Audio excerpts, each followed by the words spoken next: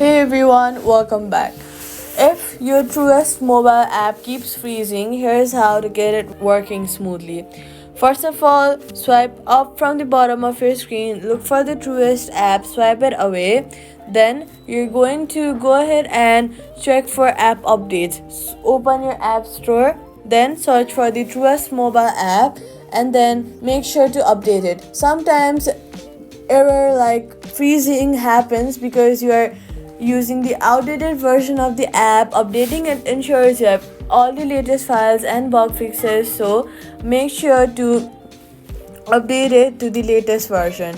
Then you're going to restart or refresh your memory and background processes. After that, go to your settings, go to iPhone storage, scroll down, look for the Truest app, and then click on offload app.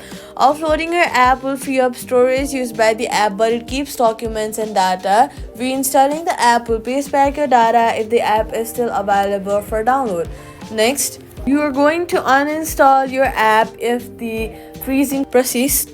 Long press on the Truest app, then click remove app, then delete it. After that, head over to your app store, search for Truest mobile app, then make sure to download it from the app store.